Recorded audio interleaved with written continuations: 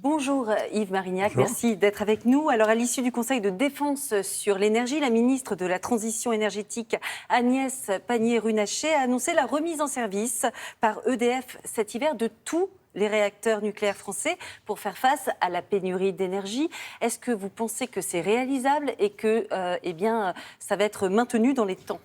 Alors malheureusement non. Alors ce signal, il a été envoyé pour rassurer notamment le marché de l'électricité, faire tomber la pression sur les prix, Mais c'est faux ? le nombre de réacteurs arrêtés, 32 aujourd'hui, compte tenu à la fois des besoins de maintenance et d'un problème spécifique dit de corrosion sous contrainte qui affecte la sûreté d'une douzaine d'entre eux, fait qu'il est très peu probable que EDF tienne cet engagement, ce qui Certains évidemment... vont être mis quand même Alors, en ordre de marche. un grand nombre vont pouvoir être remis en service, mais on a pratiquement besoin de tous nos réacteurs l'hiver lorsqu'on connaît des pics de froid, notamment pour alimenter le chauffage électrique. Donc c'est pas réalisable. Et donc, il y a, encore une fois, on verra, mais il est très peu probable que cet objectif soit atteint. Et donc, il faut se préparer à des tensions sur le système électrique et donc à des actions. Le message du gouvernement est un peu brouillé de ce point de vue-là. Alors vous parliez tout à l'heure de corrosion sous contrainte. Ça fait peur, dit comme ça. C'est quoi ? Alors, je ne vais pas rentrer du tout dans la technique, c'est un problème qui entraîne, ou qui a entraîné l'apparition de fissures de quelques millimètres de profondeur au plus dans les coudes de circuits qui sont dits d'injection de sécurité. Qu'est-ce que ça veut dire ? C'est les circuits qui sont mobilisés lorsqu'on connaît un début d'accident sur les réacteurs et que le réacteur, la cuve, perd son eau pour réinjecter de l'eau et éviter un scénario de type fusion du cœur, donc un scénario de type Fukushima. Donc la disponibilité de ces circuits est évidemment indispensable pour le fonctionnement de ces réacteurs. Et l'ASN, l'autorité de sûreté nucléaire, elle a réagi à cette annonce du gouvernement ? Alors l'ASN n'a pas vocation, les autorités de sûreté nucléaire, elle n'a pas vocation à réagir à une annonce politique. Elle a toutefois laissé entendre, et c'était dans un sujet sur votre chaîne samedi soir, que le chantier de ces réparations serait compliqué, avec beaucoup d'incertitudes, et que donc le calendrier serait effectivement très difficile à tenir. Alors on a forcément une question que tout le monde se pose, c'est est-ce qu'on risque cet hiver d'être plongé dans le noir ?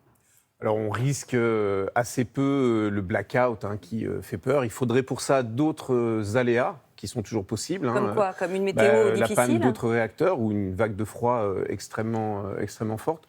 Ce qu'on risque plus réalistement, c'est ce qu'on appelle des délestages, c'est-à-dire une coupure organisée par quartier de l'électricité pendant 2 heures en général, pour ne pas affecter trop la vie des ménages, le fonctionnement d'un certain nombre d'appareils. Et si ça arrive, ça va être en hiver ou un peu plus tard ? Ça sera, si ça se produit, ça sera cet hiver. On a vraiment une spécificité l'hiver, on a une grande part de chauffage électrique en France. Ça entraîne des demandes très fortes de production électrique lors des vagues de froid. Et donc, c'est dans ces périodes que l'on peut être confronté à ce besoin de délestage. Bon, alors, on sait que pour nous, les consommateurs, il va y avoir un gros souci économique qui va se présenter parce que si la production n'augmente pas, par contre, la facture, elle, va continuer à augmenter. Vous le confirmez, ça ? Oui, alors on le voit déjà, les prix sur le marché de gros de l'électricité s'envolent et il va bien falloir à un moment donné les répercuter sur les consommateurs. Pour l'instant, on est protégé, on a le bouclier tarifaire, pas plus de 4% d'augmentation. Oui, alors ce bouclier, il est à double tranchant, il est à la fois nécessaire pour protéger les consommateurs et en particulier les plus fragiles, mais il va à l'encontre d'un signal à la nécessité de réduire nos consommations. Pour vous, c'est ça la solution ? Alors, c'est réduire la consommation ? La réduction des consommations, aussi bien par une plus grande efficacité de nos appareils, la rénovation de nos bâtiments, mais aussi par des actions de sobriété, qui sont les seuls mobilisables à court terme. Donc des petits gestes, vous parlez des particuliers, là. C'est de toute façon nécessaire dans la durée pour retrouver de la sérénité sur la sécurité énergétique et pour traiter les questions de changement climatique. Et c'est quoi ces petits gestes, et donc aujourd'hui, on a besoin effectivement de cette sobriété. Alors, c'est une multiplication de gestes pour réduire des surconsommations qui ne servent à rien. Alors, comme c'est quoi éteindre les appareils en veille, c'est veiller à bien remplir ses lave-linges ou lave-vaisselle pour les faire tourner, c'est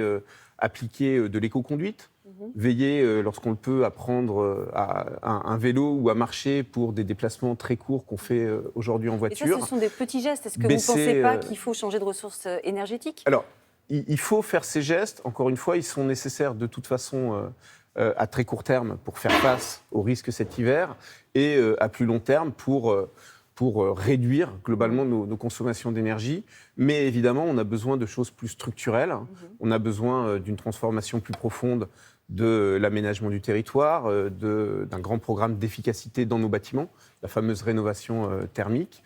On a besoin de transformer notre mobilité et évidemment de développer les énergies renouvelables. Tout ça, c'est des sujets sur lesquels, parce qu'on s'est endormi en quelque sorte sur notre parc nucléaire et l'électricité abondante qu'il nous fournissait jusqu'à la défaillance actuelle, c'est des politiques qu'on a trop laissées de côté.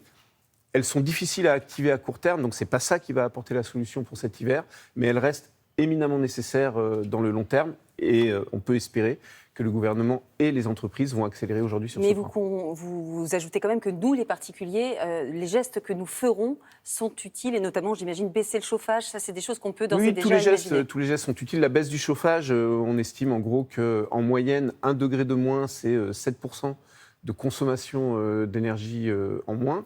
Donc il faut le faire, mais évidemment, on ne peut pas demander ça à des gens qui sont aujourd'hui en précarité énergétique. Et surtout, on ne peut pas demander aux consommateurs de faire ces gestes, d'être conscients et vigilants si l'ensemble des acteurs ne le font pas. Et il y a notamment des symboles comme l'éclairage des bureaux la nuit ou les écrans publicitaires télévisés qui inondent l'espace public, qui sont aussi des signaux à envoyer sur ces efforts collectifs. Eh bien, merci beaucoup Yves-Marie Guignac d'avoir été l'invité de Télématin.